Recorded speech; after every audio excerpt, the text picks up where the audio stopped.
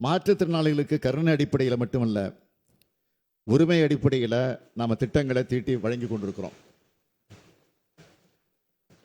இந்தியாவிலேயே அதிக எண்ணிக்கையில் மாற்றுத்திறனாளிகளுக்கு மாதாந்திர உதவித்தொகை வழங்குகிற மாநிலம் நம்முடைய தமிழ்நாடு தான். மாற்றுத்திறனாளிகள் நலத்துறை சிறப்பு வேலைவாய்ப்பு முகாம்கள் நடத்திட்டு வருது. அரசு உயர் பதவிகளில் மாற்றுத்திறனாளிகள் வேலைவாய்ப்பு பெறுவதை ஊக்குவிக்கும் பொருட்டு ஊக்கத்தொகை வழங்கிட்டு வரோம். மாற்றுத்திறனாளிகளுக்கு சுய தொழில் புரிய கடன் உதவி வழங்கக்கூடிய திட்டத்தை அறிவுசார் குறைபாடு உடையவர், புற உலக சிந்தனையற்றோர், தசைச்சிதைவு நோயினால் பாதிக்கப்பட்டவர்களின் பெற்றோருக்கு நீட்டிச்சு அரசாணை வெளியிட்டிருக்கிறோம். அரசு பணியாளர்களுக்கான தேர்வுகளில் மாற்றுத்திறனாளிகளுக்கென நடைமுறைப்படுத்தப்பட்டு வரும் 4 விழுக்காடு இடஒதுக்கீடு மூலம் கடந்த 4 ஆண்டுகளில் இதுவரை 493 மாற்றுத்திறனாளிகள் அரசு பணியை பெற்றுள்ளார்கள்.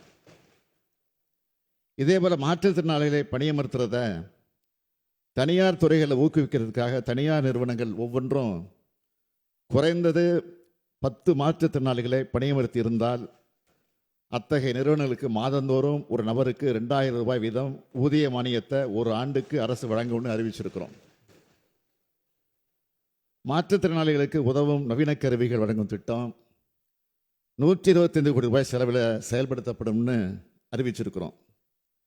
மாற்றுத்திறனாளிகள் மெரினா மற்றும் பெசன்ட் நகர் கடற்கரைகளில் கடலுக்கு அருகில் சென்று கடலை கண்டு ரசிக்க சிறப்பு மரப்பாதையை உருவாக்கி இருக்கிறோம்.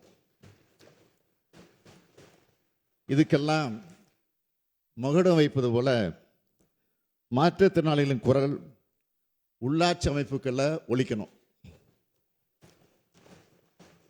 கடந்த பிப்ரவரி 27ஆம் நாள் குளத்தூரில் நடைபெற்ற தஞ்சை பெரியார் அரசு பல்நோக்கு மருத்துவமனை திறப்பு விழாவில் இதை நான் அறிவித்தேன். அடுத்த நாளே என் வீட்டுக்கு வந்த பேராசிரியர் தீபக்நாதன் தலைமையில் மாற்றுத்திறனாளி தோழர்கள் எனக்கு நன்றியும் பிறந்தநாள் வாழ்த்துக்களும் தெரிவித்தாங்க. 12,000 மாற்றுத்திறனாளிகளுக்கு இதனால் உள்ளாட்சி அமைப்புகளில் வாய்ப்பு கிடைக்கும்.